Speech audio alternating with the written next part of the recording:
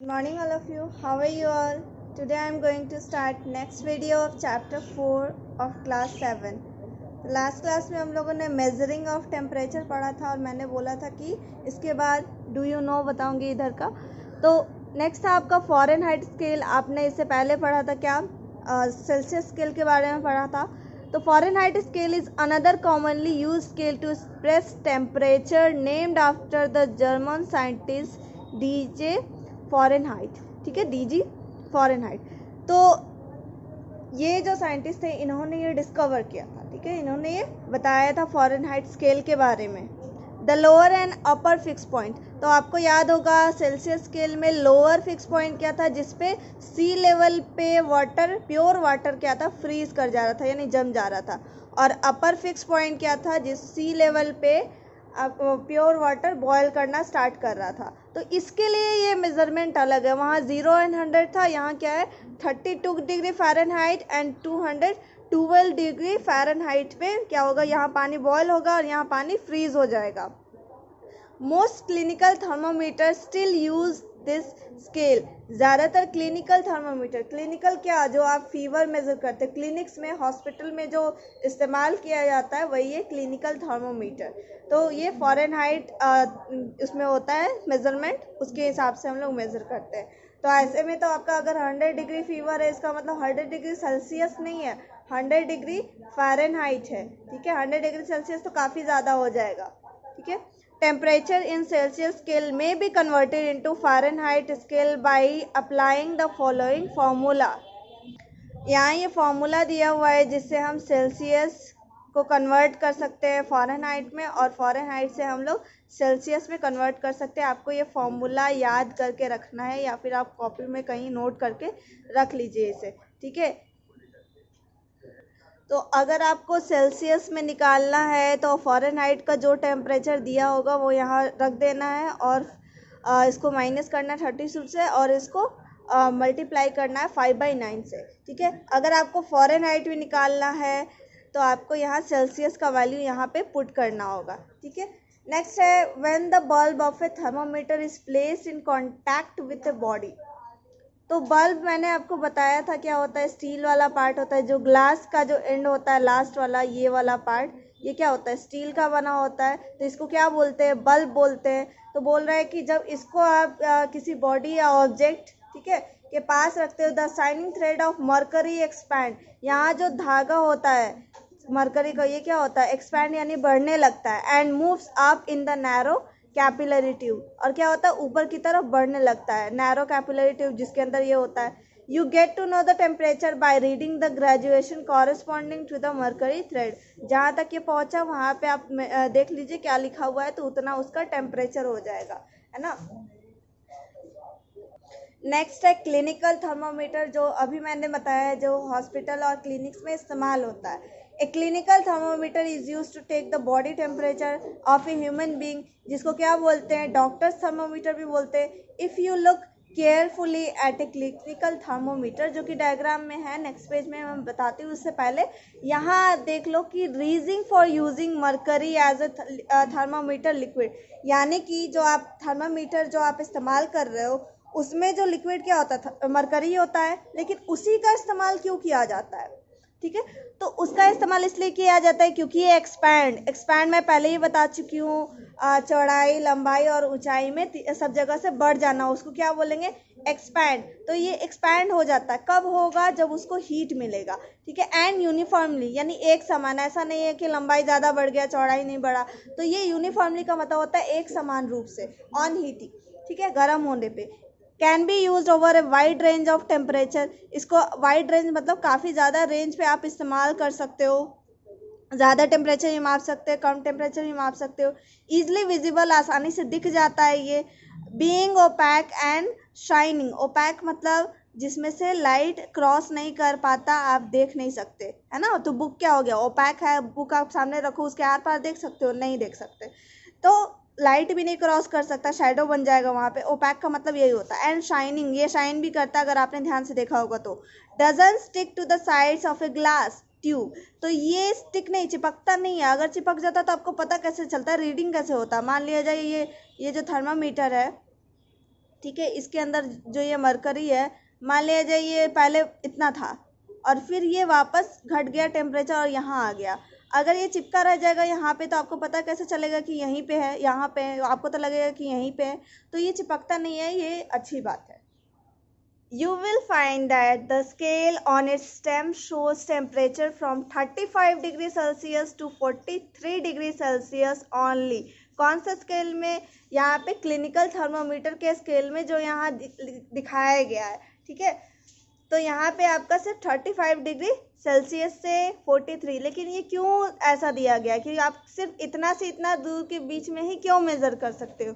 क्योंकि the normal temperature of a healthy human body is 37। आपका जो नॉर्मल, क्योंकि मैंने बताया आपको शायद कि जो बॉडी टेम्परेचर होता है वो एक समान होता है, जब तक कि फीवर नहीं हो तब तक चेंज नहीं होता, तो एक ही समान रहता है हमेशा। तो कितना 37 डिग्री सेल्सियस रहता है। तो अब आपको क्या ज़रूरत पड़ेगी? ज़्यादा से ज़्यादा कम तो होता नहीं है, जनरली क्या होता है बढ़ जाता है तो फीवर होने पे, तो इसलिए 43 दिया गया है और 2 डिग्री बस कम दिया है 35 से 43 डिग्री सेल्सियस, क्योंकि फीवर होने पे बढ़ जाता है और हमें फीवर ही मेज़र करना है इसमें।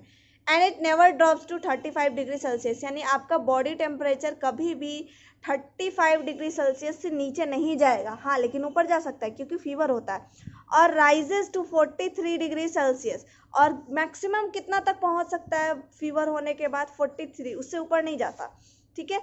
Unless certain drastic condition are reach, यानी कि जब तक कि आपको कुछ एकदम सीरियस प्रॉब्लम नहीं हो, ठीक है। तो इसीलिए इसका रेंज जो थर्मामीटर का होता है इतना ही तक होता है। दिख रहा होगा 35 टू कहाँ है मैक्सिमम? 43 दिख रहा है आपको क्लियर? ये क्या है? ग्लास का बना हुआ है और ये देखो ये खाली जगह है, ट्यूब, इसमें बीच में खाली जगह है जहाँ पे मरकरी ऊपर की तरफ बढ़ता है। जहाँ पे रुक जाएगा वहाँ पे क्या है आपका? वहाँ पे मेजरमेंट हो जाएगा। कैपिलरी ट्यूब है, जिसके कैपिलर का मतलब होता है पतला रास्ता। किंक, किंक देख रहे हो, ये उभार को बोलते हैं। ये क्या करता है ना, बैक फ्लो को रोकता है। बैक फ्लो का मतलब हो गया जैसे ये ऊपर बढ़ने लगता है ना, तो अगर ये सीधा खड़ा होगा तो वापस क्या होगा? नीचे चला आएगा, तो ये किंक इसको रोकता है, ठीक है। इसके बारे में आगे भी लिखा होगा। ये बल्ब है जो स्टील का बना होता है। A clinical thermometer is almost the same as laboratory thermometer but has a slight bent or kink। bent मतलब मुड़ा हुआ, ये kink उसी को बोलते हैं।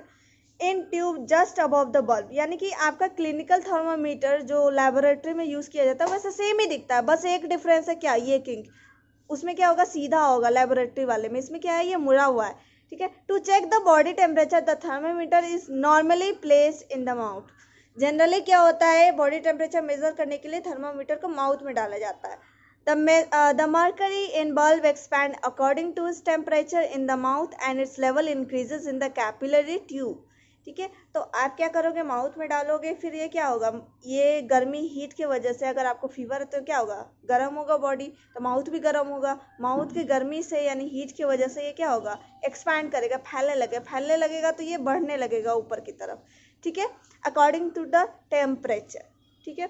नेक्स्ट है we take out the thermometer from the mouth, ठीक है। 1 मिनट के बाद हम लोग निकाल देते हैं उसे माउथ के बाहर। And reading the marking on the scale to know our body temperature, और फिर यहाँ देखते हैं कि कहाँ तक पहुँचा, 39, 40 जितना भी है, देखते हैं कि कहाँ तक पहुँचा, उसके हिसाब से हम लोग बोलते हैं कि फीवर उतना है, ठीक है।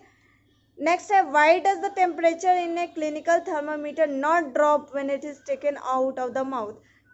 क्यों ये तुरंत ये वापस नहीं ड्रॉप हो जाता? यानी कि यहाँ पे अभी है, मान लिया जाए, तो कुछ दिन यहीं पे रहेगा, तुरंत क्यों नहीं गिर जाता नीचे, ठीक है।